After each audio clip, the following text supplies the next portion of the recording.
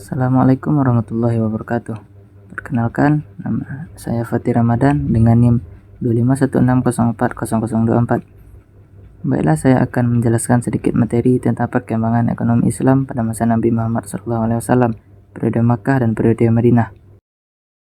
Ekonomi Islam berkembang seiring dengan dakwah Nabi Muhammad SAW. Tujuannya adalah menciptakan sistem ekonomi yang adil, jujur, dan berlandaskan nilai tauhid.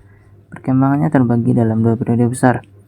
Yang pertama, periode Makkah, pembentukan nilai dan moral ekonomi, dan yang kedua, periode Madinah, penerapan sistem ekonomi Islam secara nyata. Kondisi ekonomi di Makkah sebelum Islam. Masyarakat Quraisy hidup dari perdagangan internasional, namun sistem ekonomi mereka dipenuhi riba, penipuan, dan ketidakadilan.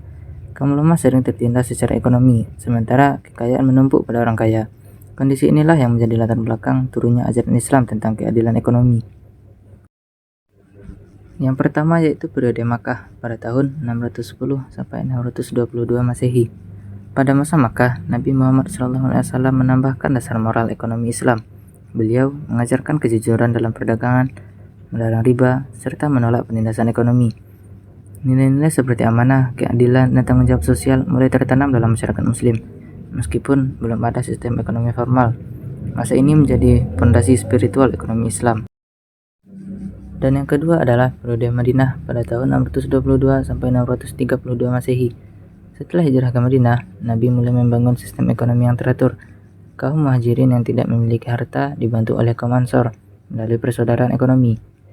Nabi mendirikan pasar Islam, bebas riba dan monopoli, serta menetapkan zakat, infak, dan sedekah sebagai sarana pemerataan ekonomi. Kegiatan perdagangan berkembang pesat dan teratur sesuai syariat. Selanjutnya yaitu prinsip dan kebijakan ekonomi Islam. Ekonomi Islam pada masa Nabi didasarkan pada 4 prinsip utama. Yang pertama yaitu tauhid. Harta adalah amanah dari Allah. Dan yang kedua adalah keadilan. Tidak boleh ada penindasan atau eksploitasi. Yang ketiga adalah keseimbangan antara hak individu dan kepentingan sosial. Yang keempat, tanggung jawab sosial melalui zakat, infak, dan wakaf. Kebijakan seperti distribusi harta rampasan perang atau ghanimah juga dilakukan secara adil. Dan kesimpulannya adalah perkembangan ekonomi Islam di Madinah menghasilkan masyarakat yang adil, sejahtera, dan mandiri. Prinsip-prinsip ekonomi yang diterapkan Nabi menjadi contoh bagi sistem ekonomi Islam modern. Periode Makkah menanamkan nilai moral, sedangkan periode Madinah menerapkannya dalam praktik nyata. Warisan ekonomi Nabi Muhammad SAW terus menjadi dasar bagi pembangunan ekonomi yang berkeadilan dan berketuhanan. Baiklah, sekian pemaparan materi dari saya tentang perkembangan ekonomi Islam pada masa Nabi Muhammad SAW, periode Makkah dan periode Madinah.